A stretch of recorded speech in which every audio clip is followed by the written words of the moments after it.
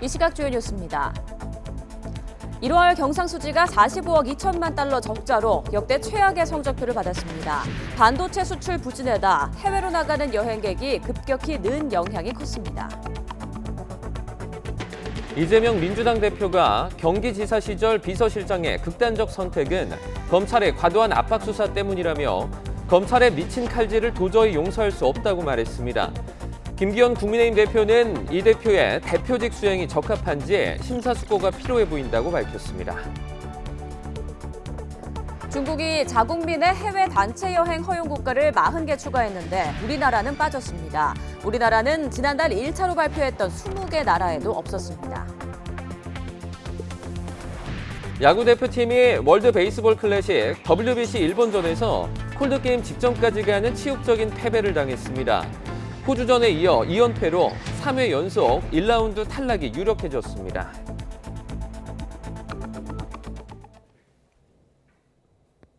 네, 굿모닝 YTN 2부 이어갑니다. 숨진 채 발견된 이재명 더불어민주당 대표의 경기도지사 시절 첫 비서실장이 유서에서 이 대표는 정치를 내려놓으시라는 내용과 함께 검찰 수사를 받는 게 억울하다고 남긴 것으로 전해졌습니다. 검찰은 성남FC 사건에서 전 비서실장 전모 씨를 이재명 대표의 공범으로 규정해 수사를 벌여왔습니다. 이준엽 기자입니다. 이재명 더불어민주당 대표의 최측근으로 꼽히던 전모 씨는 세상을 떠나며 6쪽짜리 유서를 자택에 남겼습니다. YTN 취재 결과 이 유서엔 이재명 대표가 직접 언급된 것으로 파악됐습니다. 이재명 대표는 이제 정치를 내려놓으시라는 내용인 것으로 전해졌습니다. 유서의 전체적인 취지는 열심히 일했을 뿐인데 검찰 수사를 받아 억울하다는 내용인 것으로 알려졌습니다. 전 씨는 지난해 12월 26일 성남FC 사건을 수사하는 수원지검 성남지청에서 영상 녹화 조사를 한 차례 받았습니다. 이후 이재명 대표의 구속영장 청구서에도 전 씨 이름은 무려 23차례나 등장합니다. 성남FC 사건에서 이 대표의 공범으로 명시된 겁니다.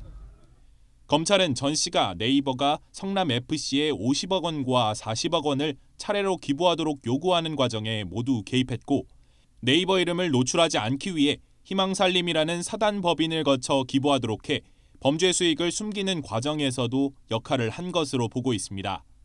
지난 2014년 11월 당시 성남시 행정기획국장으로 있던 전 씨는 구미동 부지를 사들일 수 있게 해달라는 네이버 요구를 처음 전달받은 인물로 조사됐습니다.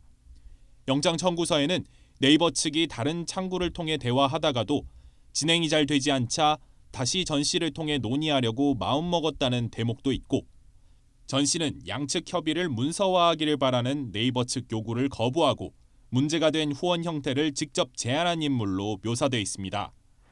여러 차례 네이버를 만나 실무 협상 창구를 했다는 겁니다. 전 씨는 성남FC 건 말고는 수사기관에서 별도 조사나 출석 요구를 받은 적은 없었습니다. 다만 최근 이화영 전 경기도 부지사의 쌍방울그룹 뇌물수수 혐의 사건 재판에서 김성태 전 회장 모친상에 이재명 당시 경기지사 대신 조문한 것으로 지목되기도 했습니다. YTN 이준엽입니다. 이재명 대표는 믿을 수 없는 부고라며 안타까움을 나타냈습니다. 특히 검찰의 미친 칼질 등 거친 발언을 쏟아내며 검찰 수사를 맹비난했습니다. 손효정 기자입니다. 이재명 대표는 경기지사 시절 초대 비서실장인 전모 씨가 사망한 것은 검찰의 조작 수사 탓이라고 강하게 규탄했습니다. 전 씨가 반복되는 검찰 수사에 매우 힘들어했다고 전하면서 검찰의 미친 칼질을 절대 용서할 수 없다고 작심 발언을 쏟아냈습니다. 믿을 수 없는 부고를 접했습니다. 그야말로 광기입니다. 광기. 검찰의 이 미친 칼질을 도저히 용서할 수 없습니다. 여권의 비난 공세를 예측한 듯 타인의 죽음을 정치적으로 이용하지 말라며 경고장도 날렸습니다. 이 억울한 죽음들을 두고 정치 도구로 활용하지 마십시오. 이게 검찰의 과도한 압박 수사 때문에 생긴 일이지 이재명 때문입니까? 이 대표는 현장 지도부 회의 뒤 남은 일정을 취소하고 전 씨 빈소를 찾았지만 유족이 경찰의 부검영장 신청 등으로 반발하자 장시간 대기하다 겨우 조문했습니다. 대표님 안에서 유족분들이랑 어떤 대화를 나누셨는지. 유족 중에서는 대표님도 힘을 내시고 억울한 죽음이 없도록 잘 해달라는. 전 씨가 이 대표를 향해 정치를 내려놓으라는 취지로 유서를 남긴 것으로 전해진 데 대해선 말을 아꼈습니다. 당 지도부는 검찰의 행태를 용서할 수 없다는 분위기라며 특히 유족이 공개를 원치 않아 유서 내용을 정확히 알 수 없는데 사실 여부가 확인되지 않은 내용이 언론에 먼저 보도돼 우려스럽다고 밝혔습니다. 본격 검찰 수사 이후 이 대표 주변 인물이 사망한 사례는 벌써 이번이 5번째입니다. 체포동의안 이탈표 사태 이후 당내 혼란을 수습해야 할 이 대표가 또 한 번 정치적 타격을 입는 건 아닌지 당내 우려가 확산하고 있습니다. YTN 손효정입니다. 국민의힘은 이재명 대표 사법 리스크를 겨냥한 공세 수위를 한껏 끌어올렸습니다. 이 대표 주변에 죽음의 그림자가 짙게 드리워져 있다면서 당 대표직 수행도 심사숙고해야 한다고 맹비난했습니다. 황윤태 기자입니다. 국민의힘 김기현 대표는 취임 후 처음 열린 정책의원 총회에서는 민주당 이재명 대표와 협력을 강조했습니다. 민주당 대표가 가지고 있는 많은 리스크들이 있지만 그럼에도 불구하고 다수당이고 또 당의 대표라고 하는 것에 대해서는 존중을 하고. 하지만 이 대표 경기지사 시절 비서실장이 사망한 것에 대해서는 섬뜩하다며 간접살인을 책임져야 한다고 비난했습니다.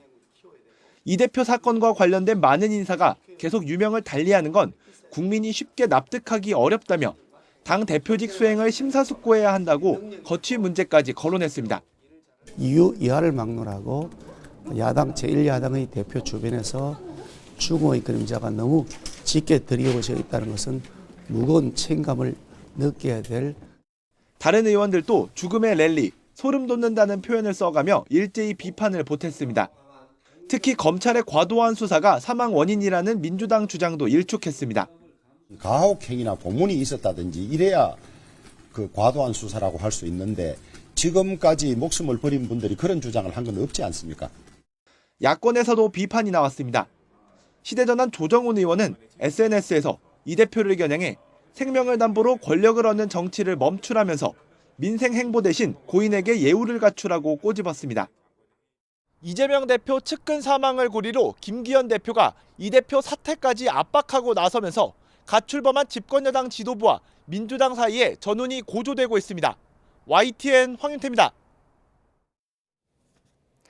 국제교역의 최종 성적표인 경상수지가 지난 1월 한 달 만에 또다시 적자로 돌아섰습니다.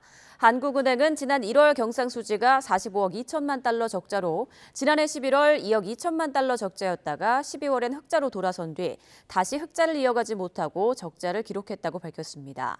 또 1년 전에 22억 4천만 달러 흑자와 비교해서도 적자로 전환했다고 설명했습니다. 45억 2천만 달러 적자는 한국은행이 관련 통계를 집계하기 시작한 1980년 1월 이후 가장 큰 규모입니다.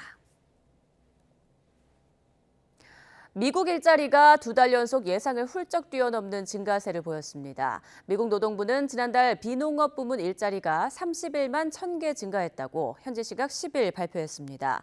이는 전문가들의 예상치 22만 5천 개를 웃도는 것입니다. 지난 1월 50만 4천 개 증가에 이어 2달 연속 일자리가 큰 폭으로 증가함에 따라 미국 연방준비제도의 긴축 기조가 강화될 것이란 분석이 제기되고 있습니다.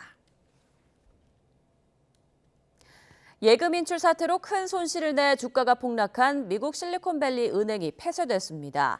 미국 언론들에 따르면 미국 캘리포니아주 금융보호혁신국은 실리콘밸리 은행을 폐쇄하고 연방예금보험공사를 파산관제인으로 임명한다고 밝혔습니다. 미국 연방예금보험공사는 산타클라라 예금보험 국립은행이라는 이름의 새 은행을 새로 설립하고 실리콘밸리 은행의 모든 자산과 예금을 몰수해 이 은행으로 이전했습니다. 우리 정부가 일제 강제징용 배상 문제에 해법을 내놨지만 일본 피고 기업들은 이 강제징용 배상에서 제외됐습니다. 정부는 대신 일본 기업들이 미래기금 조성에는 참여할 것으로 보고 있는데요. 다음 주에 열리는 한일 정상회담에서 일본이 우리 정부의 해법에 대한 방안을 내놓을지 관심입니다. 신현준 기자입니다. 정부가 강제징용 피해자 배상 해법을 내놨지만 아직도 넘어야 할 산은 많습니다. 대법원 확정 판결을 받은 15명뿐 아니라 다른 강제동원 피해자 20여만 명의 문제도 남아있기 때문입니다. 판결금을 지급할 일제 강제동원 피해자 지원재단은 이들을 위한 특별법을 마련하기 위해 자문위원회를 꾸렸습니다. 특별법 제정을 통해서 일제 강제동원 피해자의 명예회복과 인권 신장으로 다의사를 청산하고 국민 화합에 이바지하기 위해 일본 측의 호응을 끌어내는 것도 숙제입니다. 정부는 일본 피고 기업이 징용 배상에는 참여하지 않겠지만 한일 경제단체가 논의 중인 미래기금 조성에는 참여할 것으로 내다봤습니다. 외교부 고위당국자는 다만 일본 정부가 민간 기업의 기부를 반대하지 않는다고 밝힌 만큼 한일 관계가 진전됨에 따라 열린 문을 통해서 기여할 가능성은 닫고 있지 않다고 말했습니다. 이에 따라 다음 주 열리는 한일 정상회담에서 일본이 우리 해법에 대한 입장을 내놓을지에 관심이 쏠리고 있습니다. 그리고 계속되는 북한의 핵미사일 위협, 공급망 교량 등 복합위기의 시대에 가장 가까운 이웃인 한일 양국 간 협력 강화의 필요성은 그 어느 때보다도 크다고 하겠습니다. 일본의 대한국 수출 규제와 한일 군사정보보호협정, 지소미아 해결 문제도 현재 논의가 진행 중입니다. 일본이 어느 정도 전향적인 태도를 보이는지, 또 안보나 경제에서 두 나라의 협력이 얼마나 큰 시너지를 내느냐에 따라 강제징용 해법에도 영향을 미칠 것으로 보입니다. YTN 신현주입니다. 기시다 후미오 일본 총리는 오늘 16일 윤석열 대통령과의 한일 정상회담과 관련해 숨김없이 향후 관계 강화를 위해 의견을 나눌 것이라고 말했습니다. 기시다 총리는 정부 여당 연락회의에서 한국 정부의 강제동원 해법 발표를 긍정적으로 평가하고 한일, 한미일의 전략적 협력 강화를 위해 정상 레벨에서 힘쓰겠다면서 이같이 밝혔습니다.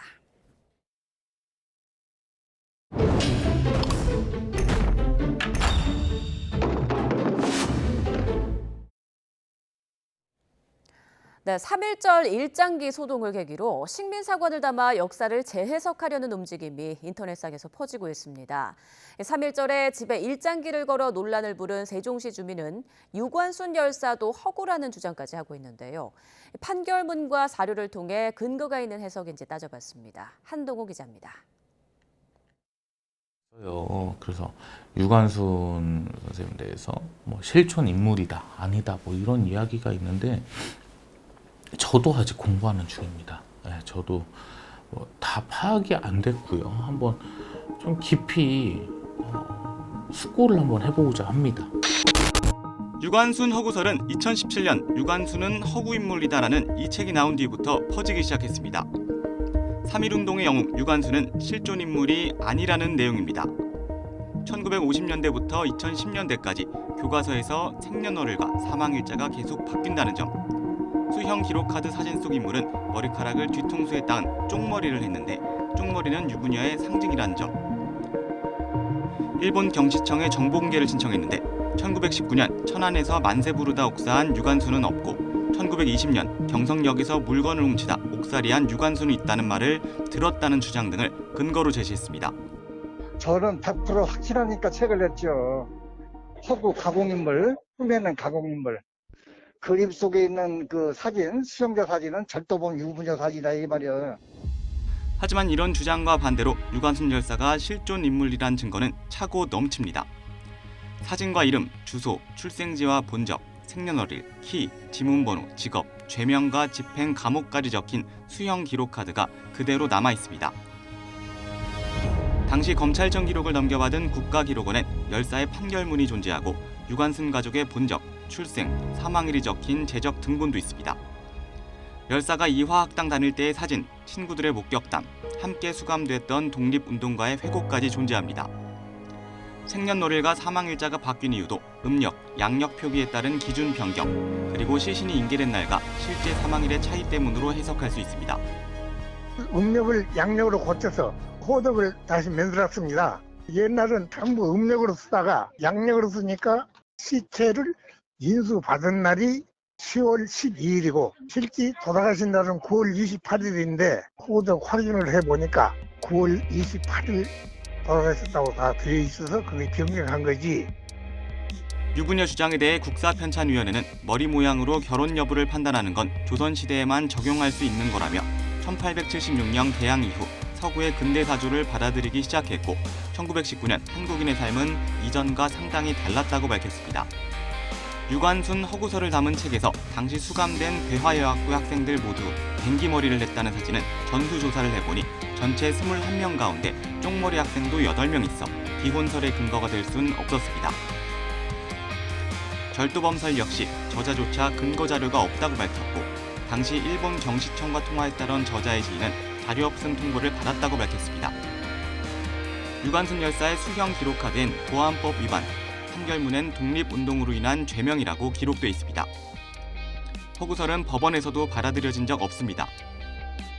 서울중앙지법은 유관순 관련 내용이 무효이기 때문에 국정교과서 지정을 취소해달라는 소송을 지난달 16일 각하했고 항소심 재판을 앞두고 있습니다. 서울행정법원도 지난 2017년 유관순 열사에 대한 독립유공자 공적을 재심사해달라는 소송을 기각했습니다. 결론적으로 유관순 허구설은 전혀 사실이 아니지만 저자는 유부녀설 추가 출판을 예고했습니다. 유관순 열사 기념사업회는 이제는 출판 금지와 사자 명예훼손 등 법적 조치를 검토하겠다고 밝혔습니다. YTN 한동우입니다. 광복회 세종시 지부는 아파트 가구에서 3.1절에 일장기를 단 것을 규탄하는 집회를 내일 오후 2시 세종호수공원 광장에서 개최합니다. 세종시 지부는 3.1절에 일장기가 걸린 사태에 분노를 금할 수 없다며 단순한 개인의 일탈을 넘어 고의로 애국 선열들을 모독하고 국가와 국민을 모독한 행위라는 내용의 성명을 발표했습니다. 또 일장기 게시자의 반성과 사죄, 고발 철회, 3.1절과 광복절 등의 일장기를 내거는 행위 등에 대한 처벌법 제정 등을 촉구했습니다.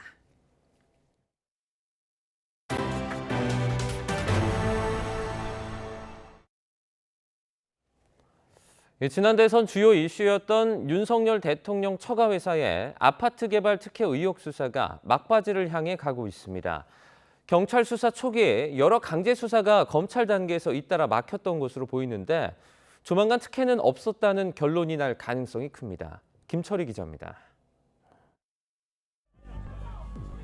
지난 20대 대선 당시 윤석열 대통령과 관련된 최대 화두 가운데 하나가 바로 처가의 양평 공흥지구 특혜 의혹이었습니다. 이 의혹은 윤 대통령의 처가 회사가 경기 양평군 공흥지구 개발 사업 시행사로 참여하면서 본격적으로 시작됩니다. 사업 연장 신청 없이도 양평군이 알아서 사업 만료일을 연장해준 부분과 지난 10년 동안 개발된 양평 아파트 가운데 유일하게 개발 부담금을 한 푼도 내지 않은 것이 특혜 아니냐는 의혹이 제기된 겁니다. 양평 군수였던 김선교 국민의힘 의원이 대통령 장모 최은순 씨와 결탁했다는 의혹도 함께 제기되면서 당시 민주당을 중심으로 수사 요구가 빗발쳤습니다. 성역 없는 철저한 수사를 통해 양평 공흥지구와 관련한 의혹들을 한 점 남김없이 해소해야 할 것입니다. 이후 경찰이 본격적인 수사에 착수했고 어느새 1년 반 가까이가 지났습니다. 사건을 맡은 경기남부경찰청은 수사 개시 한 달 만에 양평군청을 압수수색했지만 시행사 압수수색 그리고 시행사 대표이자 대통령 처남인 김모 씨 소환까지는 그로부터 1년이 더 걸렸습니다. 경찰이 수사를 망설였던 건 아닙니다. 법조계에 따르면 수사팀은 수사 착수 뒤 3번이나 잇따라 시행사 압수수색 영장을 신청했지만 검찰이 번번이 반려한 것으로 알려졌습니다. 강제 수사가 가로막힌 사이 대선과 지방선거까지 닥치면서 선거에 개입한다는 비판을 우려해 수사가 더욱 조심스러워졌다는 내부 평가도 나오기도 했습니다. 이대로라면 경찰 수사는 특혜가 없었다는 결론으로 끝날 수 있다는 분석이 나옵니다. 실제 경찰은 김 의원과 장모 최 씨에 대해선 소환 없이 서면 조사만 벌였습니다. 이에 대해 경찰은 영장 반려가 수사에 차질을 줬다기보단 오히려 수사의 완결성을 높이는 계기가 됐다고 설명했습니다. 실제로 장모 최 씨가 농사를 지을 의사 없이 공공지구 땅을 취득한 것이 농지법 위반이라는 의혹에 대해서도 경찰 수사는 이어지고 있습니다. 하지만 수사에 제약이 많았던 데다 핵심 당사자들 소환도 이루어지지 않은 만큼 수사 결론 이후에도 논란이 이어질 전망입니다. YTN 김철입니다. 정부의 전방위 규제 완화에 힘입어 지난달 전국 아파트 1순위에 청약 경쟁률이 크게 올랐습니다. 특히 서울의 몇 곳은 수만 명이 몰리며 수백 대 1의 경쟁률이 나오기도 했습니다. 이동우 기자가 취재했습니다. 서울 영등포구 지하철 5호선 양평역 근처에 700여 가구를 짓고 있는 아파트. 이 단지는 정부가 올 초 강남 3구와 용산을 제외한 모든 지역을 규제 지역에서 푼 뒤 서울에서 처음 분양하는 물량입니다. 전매 제한 기간도 1년으로 대폭 줄어 입주 1년 뒤에는 팔 수도 있습니다. 전용 면적 85제곱미터 이하 중소형 아파트에는 가점제 40%, 추첨제 60%가 적용됐습니다. 추첨제는 청약 가점과 상관없이 입주자를 뽑는 것입니다. 평균 분양가는 3.3제곱미터당 3,411만 원이어서 만만치 않은 가격이지만 98가구 모집에 2만여 명이 몰려 200대 1 가까운 경쟁률을 기록했습니다. 정부의 부동산 규제 완화 및 양평역 초역세권에 초중고 도보권이 가능하고 무엇보다 주변 시세 대비 합리적인 분양가가 책정돼서 많은 청약자들의 관심이 높았다고 파악이 됩니다. 국내 최대 규모 재건축 단지인 둔촌 주공도 소형 평형에 대한 무순위 청약에 4만여 명이 몰렸습니다. 최고 경쟁률이 655.5대 1을 기록하는 등 평균 경쟁률은 46.2대 1에 이를 정도였습니다. 규제 완화로 다른 지역에 사는 다주택자를 포함해 전국에 있는 누구나 청약할 수 있게 되면서 전국 단위 투자 수요의 유입에 따른 것으로 풀이됩니다. 전국 단위로 봐도 지난달 분양 아파트의 1순위 청약 경쟁률은 4.8대 1로 1월에 비해 크게 상승했습니다. 지난해 같은 달 8.7대 1과 비교하면 아직 낮은 수준이지만 0%대로 내려갔던 수치가 급반등한 겁니다. 서울 인기 지역은 청약 경쟁률이 높아지고 있지만 지방은 아직도 냉기가 돌고 있습니다. 향후 입지와 분양가, 미래 가치에 따른 양극화 현상은 더욱 심화될 것으로 예상됩니다. 전문가들은 따라서 입지와 향후 발전 가능성, 그리고 주변 시세 대비 분양가 등을 꼼꼼하게 따져보고 신중하게 청약에 임해야 한다고 강조합니다. YTN 이동호입니다. 여객기 안에서 실탄 2발이 발견된 일과 관련해 국토교통부가 공항 운영자와 항공사업자의 책임을 따져보겠다고 밝혔습니다. 국토부는 일단 테러 위험이나 협의점은 없다고 판단했다면서 기내 반입 경로를 살펴보고 있다고 설명했습니다. 조사 과정에서 대한항공이나 인천공항공사가 기내 보안 점검을 미흡하게 했거나 보안 검색에 실패한 사실이 밝혀지면 규정에 따라서 처분하겠다고 덧붙였습니다. 학교폭력 피해자의 복수를 그린 넷플릭스 드라마 더 글로리 파트 2가 공개된 가운데 연출자 안기로 PD의 학교폭력 의혹이 제기됐습니다. 미국 내 한인 커뮤니티 사이트 헤이코리안에는 과거 필리핀 학교에서 안기로 PD로부터 폭행을 당했다는 A씨의 글이 올라와 논란이 빚어지고 있습니다. A씨는 지난 1996년 필리핀에서 자신과 다른 친구가 안 PD를 포함한 10대 명으로부터 2시간가량 폭행을 당했고 안 씨가 학교 폭력을 다루는 드라마 PD라는 사실을 알게 돼 분하고 어이가 없다면서 사과와 반성을 원한다고 밝혔습니다. 이에 대해서 안 PD는 필리핀에서 1년여간 유학을 한 것은 맞지만 누군가를 무리지어 때린 기억이 없다며 관련 의혹을 부인했습니다. 지난해 초중고 사교육비 조사에서 가장 증가폭이 컸던 과목은 국어입니다. 국어 불수능과 문해력 이슈가 불거지며 국어 사교육 시장이 팽창한 것으로 보입니다. 이렇게 정부의 교육 정책이나 수능 기조가 바뀔 때마다 사교육 시장도 함께 출렁이는 게 확인됐습니다. 장하용 기자입니다. 가파르게 올라 역대 최고치를 찍은 한국 사교육비. 전년보다 13% 오른 국어 과목이 증가세를 이끌었습니다. 코로나19와 디지털 기기 사용으로 갈수록 문해력이 떨어진다는 진단이 학생들을 사교육으로 이끈 걸로 보입니다. 2015년까지 국어 사교육을 받는 고등학생은 한 자릿수였지만 역대급 국어 난이도를 보였던 2019학년도, 2022학년도 수능을 거치며 2022년에는 4명 중 1명이 학원에 다닙니다. 사교육 시장에 본격적으로 뛰어드는 시점은 점점 빨라지고 있습니다. 초중고 전 학년 가운데 사교육 참여율이 가장 높은 학년이 초2로 지난해 초3보다 한 해 앞당겨졌습니다.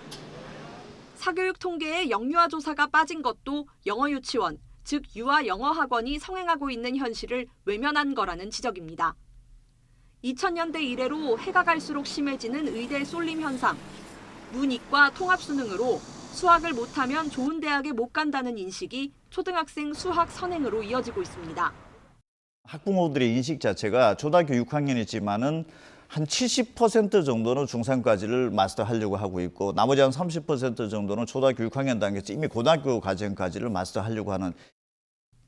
여기에 지난해 윤석열 정부가 자사고, 외고 존치를 결정하고 고교를 더 다양화하겠다는 신호를 보낸 게 통계에도 즉각 영향을 미쳤습니다. 일반고도 다양화하고 외고도 분화시키고 영재학교도 더 늘리고 이런 이야기들이 나오고 있기 때문에 고교 서열화, 특히 초등학생, 중학생들이 입시 경쟁으로 뛰어드는 이런 상황들을 더 조장하고 있는 상황이 있거든요. 이번에 발표한 1인당 월 평균 사교육비는 41만 원이지만 체감 비용은 훨씬 크다는 게 학부모들 반응입니다. 선행 사교육이 빈번한 방학을 조사 시기에 포함하고 소득 대비 사교육비 지출 비율이나 1인당 사교육 개수도 조사해야 한다는 지적이 나오고 있습니다. YTN 장하영입니다. 윤석열 대통령이 해군사관학교 임관식에 참석해서 상대방 선의에 기댄 가짜 평화가 아닌 힘에 의한 평화를 강조했습니다. 북핵 위협에 맞서서는 한미 핵 실행 체계를 확립해서 확장 억제를 더 강화하겠다고 밝혔습니다. 조은지 기자입니다. 도열한 해군사관학교 생도들 사이로 윤석열 대통령 부부가 입장합니다. 교육훈련을 마친 160명이 해군과 해병대 장교로 첫 발을 내딛는 날, 윤 대통령은 현직 대통령으로는 4년 만에 이곳을 찾아 졸업생 모두와 악수했습니다. 강력한 해양강군 힘에 의한 평화, 단상의 문구대로 윤 대통령은 한반도 평화와 번영을 위해선 강한 국방력이 뒷받침돼야 한다고 강조했습니다. 힘에 의한 평화를 구현하는 데 앞장서 주기를 당부합니다. 상대의 선의에 기대는 가짜 평화가 아닌 스스로의 힘으로 우리의 안보를 지키는 진정한 평화를 구축할 수 있습니다. 북핵 해법으로는 한미 연합연습과 훈련을 더 강화하는 미국과의 행동하는 동맹을 꼽았습니다. 윤 대통령은 한국형 삼축 체계를 포함해 압도적 대응 능력과 응징 태세를 갖추겠다고 밝혔습니다. 북한의 핵미사일 위협에 대해서는 한미 핵 기획 및 실행 체계를 확립하여 확장 억제를 더욱 강화해 나갈 것입니다. 앞서 여러 차례 전임 정부의 실전 훈련 부족을 지적했던 윤 대통령은 전투형 강군으로 혁신해야 한다, 확고한 대적관을 유지해야 한다, 쓴소리를 아끼지 않았습니다. 그러면서도 국군 통수권자로서 제복 입은 영웅을 예우하겠다며 진해 앞바다 옥포만의 훈련을 끝까지 지켜봤습니다. 힘찬 박수 부탁드립니다. 윤 대통령 부부는 우리 해군의 첫 이지스 구축함 세종대왕함에 올랐고 국내 최초 독자 설계로 만든 3,000톤급 잠수함 도산 안창호함도 승함했습니다. 대통령실은 당선 1년을 맞아 든든한 안보로 국민을 지키는 대통령이 되겠다는 뜻이 담겨 있다고 설명했습니다. YTN 조은지입니다. 오는 2030년 열리는 세계 박람회 부산 유치에 나선 정부가 현지 실사단 방문을 한 달 앞두고 민간 기업 등과 함께 유치 계획을 점검했습니다. 2030 부산 세계 박람회 유치위원회는 한덕수 국무총리와 최태원 대한상공회의소 회장 공동 주재로 회의를 열고 올해 부산 엑스포 유치 활동 추진 계획을 확정했습니다. 회의에서는 다음 달 초에 진행되는 국제박람기구 BIE의 현지 실사에 대한 준비 상황을 점검하면서 오는 11월 말 박람회 최종 결정 때까지 민관이 추진할 세부 유치 계획을 논의했습니다. 이번 월드 베이스볼 클래식 한일전에 앞서서 또 한 번 군국주의의 상징 우길기가 등장했습니다. 우길기가 발견된 장소는 도쿄돔 외야 2층 좌석으로 안경을 쓴 한 일본 남성은 우길기를 들고 한동안 서 있다가 다른 장소로 이동했습니다. 국제올림픽위원회 IOC나 국제축구연맹 FIFA가 주최하는 국제대회에서 정치적 의도가 담긴 문구는 엄격하게 금지되지만 메이저리그 사무국이 개최하는 WBC는 별다른 제재 조항이 없는 상황입니다. 시진핑이 중국 국가주석이 만장일치로 3연임을 확정지었습니다. 시 주석은 베이징 인민대회당에서 열린 전국인민대표대회에서 유효표 2,952표 만장일치 찬성으로 국가주석에 선출됐습니다. 미국 백악관은 시진핑 중국 국가주석의 3연임이 확정된 것과 관련해 미스터 시의 세 번째 임기는 놀라운 일이 아니라고 밝혔습니다.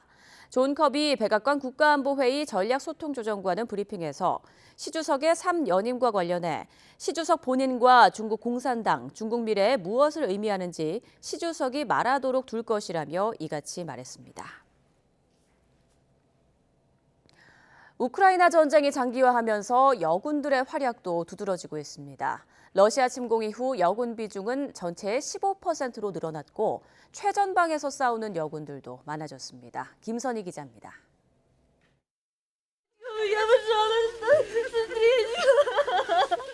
장례식에 참석한 가족과 친구들이 고인을 부르며 애통하게 눈물을 흘립니다. 지난해 29살의 의무병으로 입대해 전사한 우크라이나 여성 야나의 마지막 모습입니다. 그녀는 바흐무트 외곽 야전병원에서 군인들을 치료하다 러시아의 포격을 받아 사망했습니다. 브라질에서 무술을 수련 중이었던 야나는 러시아 침공 이후 조국으로 날아갔고 바로 자원 입대해 최전방을 지켰습니다. Вона врятувала не одне життя, тому що вона працювала там довгий час. Дуже багато поранених воїнів, скажімо так, пройшли через її руки. 2014년 러시아가 크림반도를 강제 병합했을 때만 해도 우크라이나에서 여군은 흔치 않았습니다. 하지만 러시아의 침공 이후 꾸준히 늘어나 지난해 기준 우크라이나 여군은 약 3만 7천 명, 전체 군인의 약 15%에 달하고 있습니다. 이 가운데 최전선에서 싸우는 여군은 5천 명 이상이고 여성 저격수도 수십 명에 이르는 것으로 알려졌습니다. Але з іншої сторони, дякуючи війні, це дуже сумно таке казати, але я ще ніколи не пишалася так тим, що я українка. 여군이 늘어나며 군복을 여성 체형에 맞게 제작하는 자원봉사자들도 나오기 시작했습니다. 그동안 여군들은 남성용 군복을 입어왔는데 여성 군복으로 전투력이 더 좋아지게 됐습니다. Я знаю, що для багатьох жінок насправді це велика проблема знайти собі форму, тому що там широкі стегна, там, наприклад, верх вузький, стегна широкі.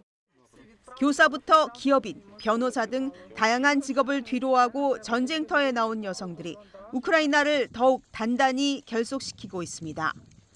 YTN 김선희입니다. 미국 상원에 이어 하원도 중국을 겨냥해 코로나19 기원과 관련한 기밀을 해제하는 법안을 통과시켰습니다. 하원은 전체 회의에서 중국 우한 연구소에서 코로나19 바이러스가 최초로 유출됐을 잠재적 가능성을 거론하며 관련 정보의 공개를 명시한 법안을 만장일치로 통과시켰습니다. 이는 공화당은 물론 민주당까지 초당적으로 지지한 것으로 이제 바이든 대통령이 서명하면 90일 이내에 우한 연구소와 코로나19 바이러스의 연결성과 관련한 모든 정보의 공개 제한이 해제됩니다.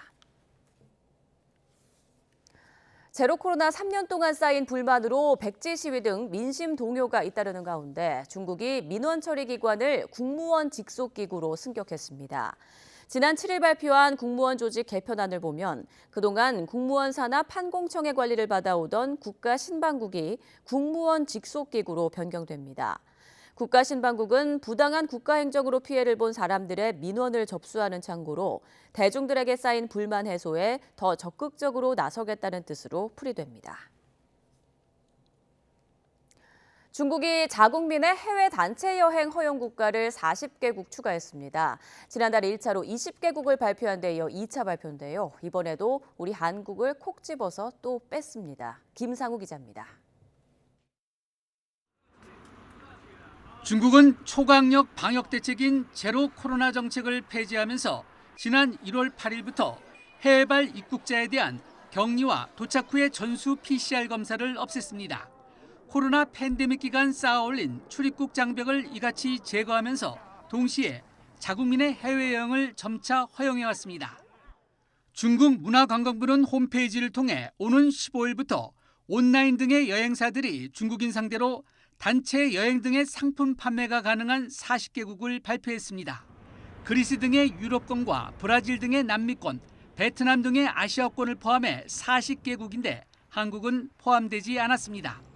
앞서 지난달 6일 1차로 태국과 스위스, 뉴질랜드, 아르헨티나 등 20개국에 대해 중국인의 단체 여행을 허용했는데 이때도 한국을 배제했습니다. 我们注意到有关报道，中方一向认为各国采取的防疫措施应当科学适度，我们也期待各国与中方一道，为中外人员往来提供更多的便利。 중국이 1차로 단체 여행을 허용한 20개국에 한국을 배제한 것은 당시 한중 간의 상호 단기 비자 발급을 중단하면서 갈등이 심각했기 때문이었던 것으로 풀이됐습니다. 그러나 이번 경우에는 한중이 비자 발급을 정상화하고 입국 후 코로나 검사 등 추가로 상대 국민에게 취한 방역 조치도 서로 해제한 데다 상호 왕래 항공편도 대폭 늘리기로 합의한 상태에서 정치적 배경이 깔렸다는 분석입니다. 미국과 일본도 한국과 마찬가지로 중국의 1, 2차 단체 여행 허용 국가 명단에 포함되지 않았습니다. YTN 김사호입니다. 무분별한 갯바위 낚시로 섬 생태계가 몸살을 앓자 국립공원공단은 재작년 전남 여수 검은도에 갯바위 생태 휴식제를 시범 도입했습니다. 하지만 다른 섬에서도 생태계 훼손 문제가 계속되자 생태 휴식제를 확대하기로 했습니다. 최명신 기자입니다. 경남 통영 연명항에서 100km 15분 거리에 위치한 연대도입니다. 한려해상 국립공원에 속한 천혜의 비경을 자랑하는 섬으로 트레킹 여행자들과 갯바위 낚시객들에게 인기가 많습니다. 깎아지는 절벽 아래 목 좋은 곳엔 어김없이 강태공들이 진을 치고 있습니다. 국립공원 내에서 취사나 야영은 엄격히 금지돼 있지만 이를 어기다 종종 적발되기도 합니다. 좀 야장이 돼가지고 이건 원래 야영은 원래 안 하니까 어쨌든 죄송합니다. 제가 잘 몰라가지고. 갯바위 곳곳엔 무개념 낚시객들이 버리고 간 비양심의 흔적들이 남아 있습니다. 다도해 해상 국립공원의 여서도에서도 국립공원 공단 직원들의 손놀림이 분주합니다. 바위 틈 깊숙하게 폐납이 박혀 있다 보니 일일이 손으로 제거하는 수밖에 없습니다.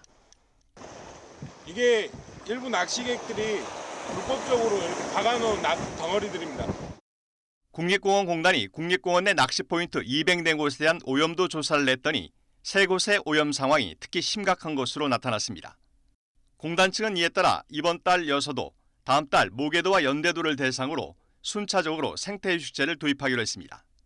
이는 비슷하게 생태계 훼손으로 몸살을 앓던 검은도 갯바위가 재작년 9월 1년간 생태휴식제를 실시한 결과 몰라보게 건강해진 데 따른 조치입니다.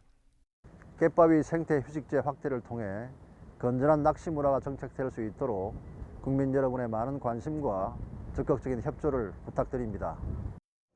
국립공원공단은 다른 도서 지역에서도 건전한 갯바위 이용 문화가 정착될 수 있도록 낚시객들이 쓰레기를 되가져가고 폐납을 사용하지 말 것을 당부했습니다. YTN 최명신입니다. 지난달 부산과 울산, 경남의 단체장들이 그린벨트 개발 제한 구역을 해제할 수 있는 권한을 지방에 넘겨달라고 요구하는 공동 건의문을 국토부에 전달했는데요. 특히 울산은 그린벨트가 도심 가운데 많아 지역 기업들의 해제 요구가 높다는 조사 결과가 나왔습니다. JCN 울산중앙방송 박용훈 기자입니다. 울산 상공회의소가 울산 지역 기업을 대상으로 개발 제한 구역에 대한 실수요를 조사했습니다. 먼저 개발 제한 구역 내 경제활동에 대한 인식에 대해 물었습니다. 환경을 해치지 않는 범위에서 자유롭게 경제활동 수행이 필요하다는 응답이 75%로 가장 높았습니다. 이어 환경에 조금 영향이 있더라도 자유롭게 경제활동을 수행해야 한다는 응답이 16%로 울산 지역 기업의 91%가 개발 제한 구역 내에서 개발 계획이 필요한 걸로 나타났습니다.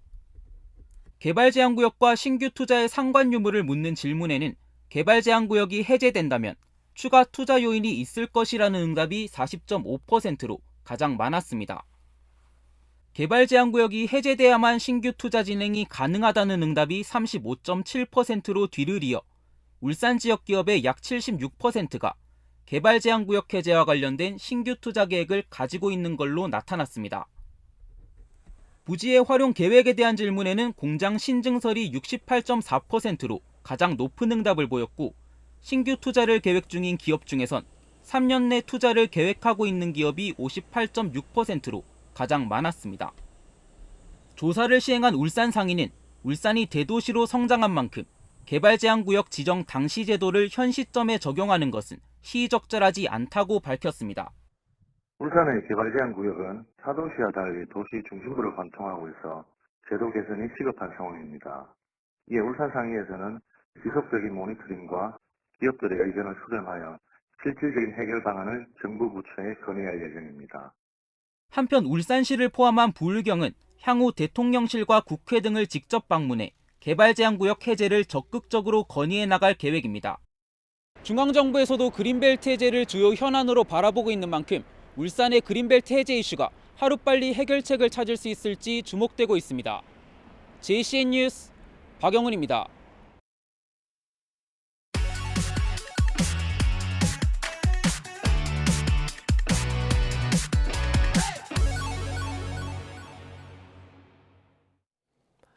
새로운 농업 기술이나 건강한 먹거리를 전해드리는 신농업 비즈니스 시간입니다. 오늘은 쌀도 성형을 하면 더 맛있고 영양이 많다고 하는 성형미 이야기입니다. 오정곤 기자가 취재했습니다. 저녁밥을 준비하고 있는 가정주부. 가족의 건강을 생각해서 흰 쌀에 잡곡 같은 것을 섞는데 물어보니 잡곡이 아니라고 합니다. 울금과 톳, 다시마 등이 각각 들어간 이른바 성형미입니다. 남편이랑 아이들이 잡곡밥을 좀 까실해서 호불호가 조금 있더라고요. 이걸로 바꾸니까 이제 흰 쌀밥처럼 부드럽고 좀 찰진 면이 있어요. 쌀을 가공해서 다시 쌀을 만드는 성형미. 네, 이른바 성형쌀 성형미는요, 일반 코팅쌀과는 완전히 다른 방식으로 만들어집니다. 이 재분기 안에 쌀을 집어넣고요, 아주 곱게 쌀가루를 만드는 것에서부터 시작됩니다. 곱게 빻은 쌀가루에 혈액순환에 좋다는 울금가루를 5%가량 섞어서 찌고 말리는 과정을 거치면 다시 쌀알이 됩니다. 숙성시킨 쌀가루에다가 울금 분말을 넣어서 증숙시킨 과정이에요. 그러니까 다시 쌀을 만드는 과정이에요? 그렇죠. 재성형한 거죠. 울금가루 비중은 5%지만 실제 영양 비율로 따지면 30% 가까운 울금이 섞인 영양 만점 성형미가 되는 겁니다. 울금 이외에도 녹차와 호박, 다시마 등을 섞어서 성형미를 만들기도 하는데 국산 농산물만 사용합니다. 저희는 쌀도 지역쌀을 쓰지만 여기에 섞이는 울금이라든가 톳, 다시마 다 지역 걸 씁니다. 연간 1,800톤가량의 지역쌀을 소비하고 있는데 뻥튀기나 곡물 쉐이크도 만들고 있습니다. 농촌진흥청에서 개발한 기술을 이전받아 사업화에 성공하고 지역 쌀 소비를 통해 지역 경제 활성화에 기여한. 급격하게 줄고 있는 쌀 소비가 사회 문제로 떠오르고 있는 상황. 성형미 같은 가공 쌀 제품이 일정 부분 해법이 될 수 있을지 주목됩니다. YTN 오정곤입니다. 해외에서 가장 많이 소비하는 우리나라의 문화 콘텐츠는 웹툰으로 나타났습니다. 문화체육관광부와 한국국제문화교류진흥원은 지난해 11월부터 2달 동안 해외 26개국에 2만 5천 명을 대상으로 진행한 온라인 설문조사에서 이 같은 결과가 나왔다고 밝혔습니다. K 콘텐츠의 해외 소비 비중이 가장 큰 분야는 웹툰과 화장품 부문이 28.6%로 가장 많았고 드라마가 28.5%로 그 뒤를 이었습니다. 한국을 찾는 관광객들이 다양한 문화유산을 즐길 수 있는 여행자 센터가 인천국제공항에서 문을 열었습니다. 문화재청은 인천국제공항공사, 한국문화재재단과 함께 인천국제공항 제1터미널 교통센터에서 문화유산 방문 캠페인을 위한 여행자 센터를 상시 운영한다고 밝혔습니다. 이번에 문을 연 여행자 센터는 관광객들에게 우리 문화유산을 소개하고 문화재청이 기획한 문화유산 방문 캠페인과 연계한 다양한 국내 여행 정보를 제공합니다. 어제 오후 4시쯤 부산 금정구 범어사역 근처에 있는 1층짜리 폐건물에서 불이 나 20분 만에 꺼졌습니다. 불은 건물 전체를 태웠지만 다행히 인명피해는 없었습니다. 경찰과 소방당국은 정확한 화재 원인을 조사하고 있습니다. 어제 오후 3시쯤 충남 예산군 응봉면 운곡리 야산에서 불이 1시간 반 만에 꺼졌습니다. 이 불로 임야 13,000제곱미터가 탔지만 인명피해는 없었습니다. 불이 나자 소방당국은 인원 71명, 헬기 2대, 소방장비 15대를 동원해 불을 껐습니다.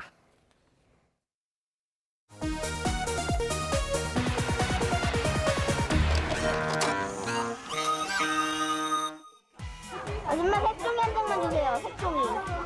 이거 좀 해주세요. 엄마가 보내준 거예요.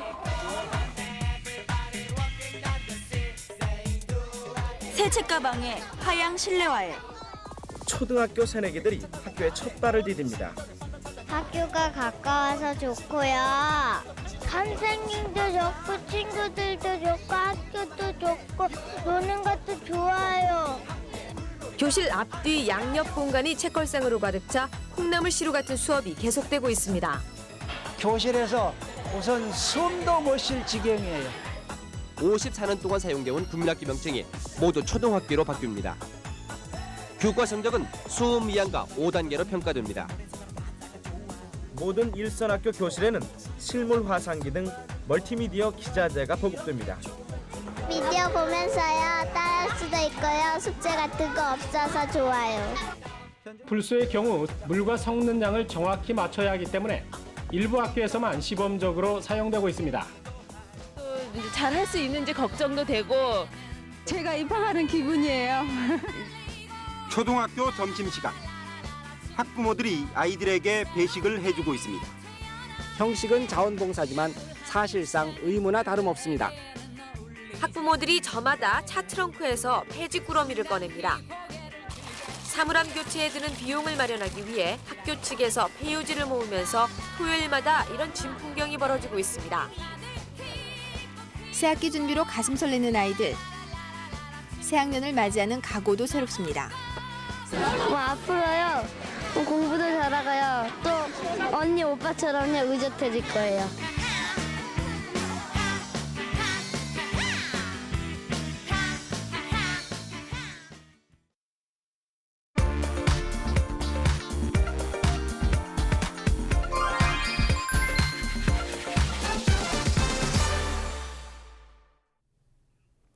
어제가 올 봄 들어 가장 따뜻한 날이었다고 하죠. 오늘 역시 곳곳의 한낮 최고 기온이 25도 안팎까지 뛰어오를 텐데요. 꽃망울을 터뜨리고 있는 봄꽃들을 보러 남부 지역으로 이동 계획 세우신 분들도 계실 듯합니다.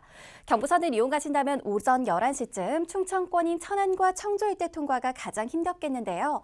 다만 여행지에서 하룻밤 묵고 오신다면 내일은 눈비 예보가 있어서 대비 잘하고 이동하셔야겠습니다. 여전히 아침 기온은 조금 쌀쌀하죠. 낮과 밤의 기온차가 크다 보니 내륙 지역의 경우 안개가 발생해 이렇게 시야가 답답한 곳들이 있습니다. 전방 주시 잘하면서 통과하셔야겠습니다.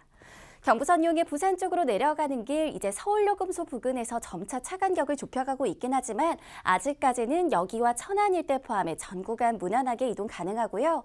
서해안선 목포 쪽으로도 오늘 오전 11시쯤 최대 정체가 예상되는데요. 이때는 바란과 서평택 일대 통과가 특히나 어려울 것으로 예상됩니다. 광주 원주간 고속도로는 원주 방향으로 정체가 시작됐습니다. 초월 부근에서 짧게 밀리고 있고요. 영동선 강릉 쪽으로는 용인 일대 포함해 전 구간 무난하게 이동 가능하지만 강원권에 진입해서는 대관령 부근 강한 바람에 주의하셔야겠습니다. 서울 양양간 고속도로 역시 양양 쪽으로 아직까지는 전 구간 무난하게 이동 가능한데요. 과속하지 않도록 항상 주의하면서 이동하시기 바랍니다. 안전띠 잊지 마시고요. 고속도로 교통방송이었습니다.